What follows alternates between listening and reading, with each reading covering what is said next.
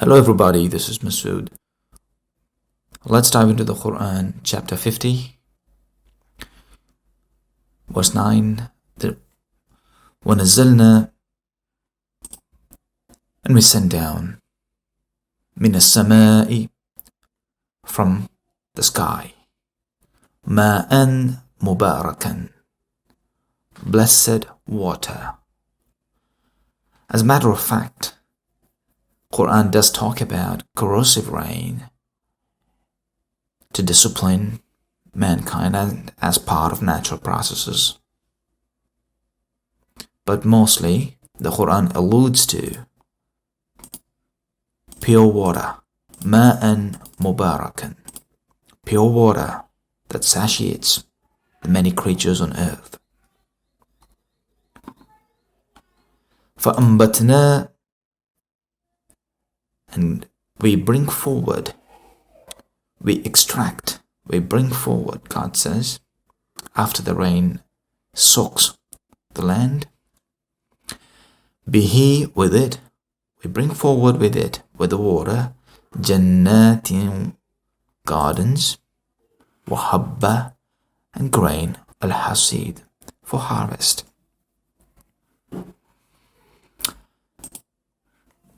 So the purpose in setting this systems up is to give life to a dead land.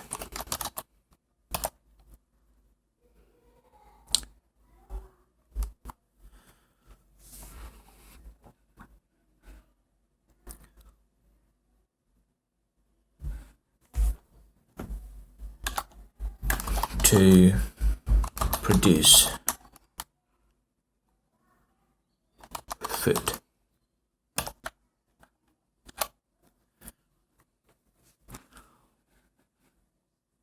وَالنَّخْلَ, and the palm trees, بَاسِقَاتٍ لَهَا, the tall and stately palm trees, the palms of different kinds, coconuts, dates, طَلْعٌ نَدِيدٌ, with stacked fruit, with the fruit piled one above the other. Even the bananas, you know what I mean? So all these sugary fruit, all the sugary substance that human beings just guard against, so that they just guard it for themselves. They create orchards of these because it's so good, it's so nourishing, it's so much for human existence and human nourishment. The primates just love it. The primates love these fruits. And back in my country, I'm from India originally, the monkeys do get their hands on the coconuts. They just get there, they break them, and they go for it. It's so attractive as a fruit, loaded with sugars that nourishes our bodies. Who does this? In the flora, globally, there's hundreds of species of plants and palms that do not produce fruit as is desirable to us, like the coconuts, like the sugary dates, the bananas. Not all trees are geared to throw out its fruit packed with sugars. Who does this? God. God says there's intelligence behind it. I'm the all-wise, knowledgeable God. I provide you with sugars to nourish your bodies. It comes in the Quran in different places. God does talk about the sugary supplies that He's awarded his creatures to have, a taste from, you know what I mean? To savor their tongues and their bodies, and God makes it possible. He provides it. He designs these fruits that stand out from the many different flora that's available on earth that we do not really guard. These, we don't even allow primates to have a share. We kind of reserve them, fence, all of that sort of arrangements that human beings do because it's so good. It's so good. We didn't make it. It's not in our ability. It's not like making the veg chicken. It's not like that. It's nothing. Vegans, they want to create pseudo chicken, So they create veg chicken, they call it. I don't know. I'm not sure particularly what that name is, but you must know this. Vegetarians would like to have a bite on the chicken, so they create a totally veg kind of chicken. That's not actually chicken. So we like it. We like to savor our taste buds and our appetite of eating the good stuff, the wholesome stuff that grows in nature. So who provides this? It's God. So God is kind of bringing or engaging the curiosity of the people of Makkah when they were thrusting their arguments at Muhammad, doubting that he was a prophet of God, asking evidence from him, confused about the matter that he was a prophet of God, as we saw up here. In the matter fi amrim marij, in that matter of his prophecy, they had doubts, they were confused. So they kept thrusting questions to him. What after we are dead?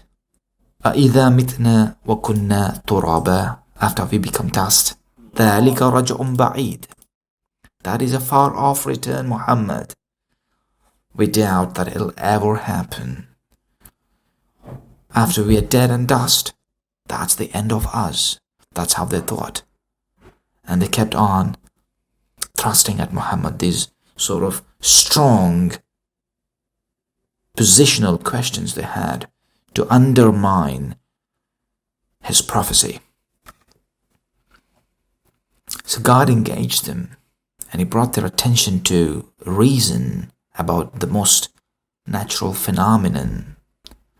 Look at the sky, how God's made it. Don't you see? There's no flaws. And look at what I do from that sky. And look at how I made the earth. Flattened it out. Got them to meet each other with a joining force that erected mountains as fixtures. And I bring forward rain to soak it with pure water, and from it I produce gardens and grain for harvest as food. God says, رِزْقًا لِلْعِبَادِ, food for the many creatures. For you, the good stuff, the grain, the sugary stuff, the stacked up, piled on one another. And for the other creatures, the leftovers that you feed them with, the husk, the grass, the bales of, the leftovers that you feed your animals with. وَأَحْيَيْنَا بِهِ بَلْدَةً مَيْتًا, thus we give life to a dead land. كذلك الخروج. Likewise is the resurrection.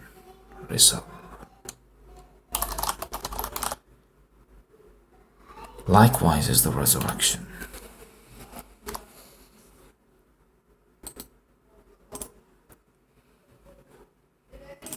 It should not be misunderstood here that resurrection is an event that God is going to rain down globally and recreate mankind after they are dead. No, it's not a rain that will recreate us. It's just a command. What God gives here is an analogy. It's an analogy of how He is bringing our intellect to reason the fact that God gives life to a dead land, and He's got His systems in place, the water cycle,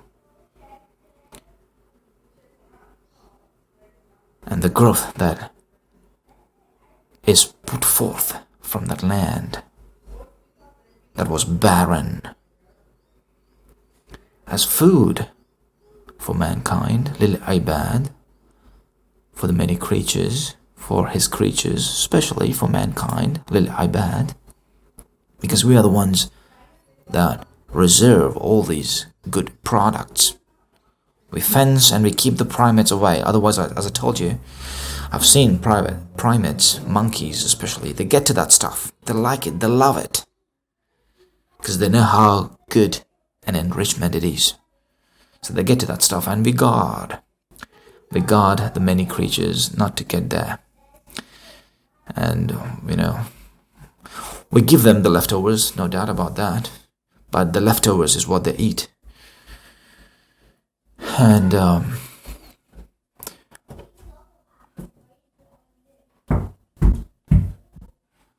كذلك الخروج. This is the resurrection. So let there be no doubt. The people of Makkah, when they were thrusting these questions to Muhammad, God got them to reason, look, all of this deserves intelligence. This is just not a random force that comes up with this sort of arrangements and systems in place so that your life, can be comfortable. So it's God who brings forward civilizations. It's God who gives us intelligence and has provided for us. So we go and forage our living out of it, our sustenance from there, from the providence that God has made for us available. He's made it available for us. It's intelligence. He's the all-wise God, all-knowledgeable God that does this. And it is not frustrating for Him to give us life again. He's going to bring us back to life. كذلك الخروج. Likewise is the resurrection. The doubters, who doubt in the existence of God, there's two camps of them. And each camp has its own conditioning. There's a camp that seeks evidence for God's existence, and there's a camp that does not wish for God to exist.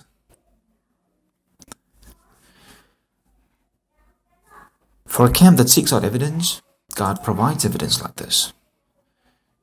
You know what I mean? It's very clear. God talks like, look at the sky just above your heads. Do you see flaws in it? How it's beautified. It's mesmerizing. It's so deep that it grabs it fatigues your sight. It's so deep. It fatigues your sight. And it's so perfect. There's seamless design. There's no flaws in it. It's not supported with any pillars or anything like that. It's seamless design that covers the earth. It's so heavy, but it's standing right there with the command of its Lord.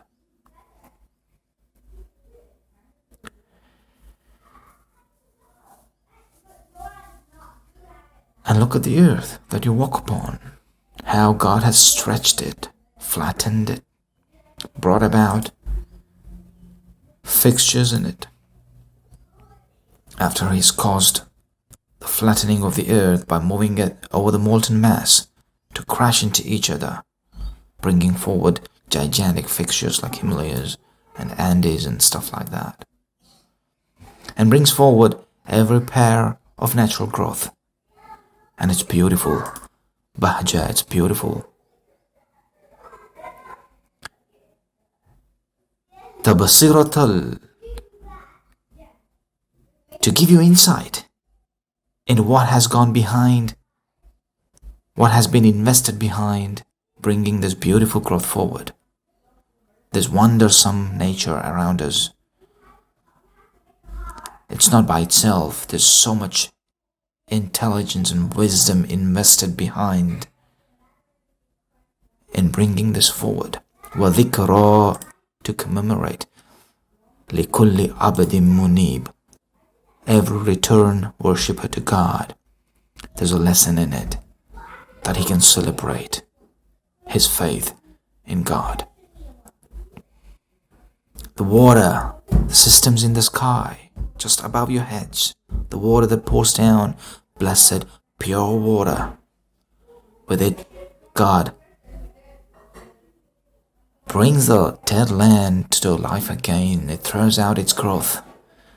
And the water is essential for the pastures and the agriculture we make, and the gardens to bear fruit, and the palms and the many other trees and plantations and the orchards that supply us the sugary substance that we rely on to nourish our bodies. All of this, rizqan lil ibad, food to his creatures. كَذَلِكَ الْخُرُوجِ, after God brings life from a barren land, it's possible that God will bring you back to life. You're dead. After you're dead. So that's the engagement that was given to people who were sort of thrusting questions at Muhammad, seeking answers, and doubting that after they were reduced to dust, they won't be brought back to life. God was asserting to them, emphasizing to them, that they will be given life again to be judged. So God is a judge. No one can escape.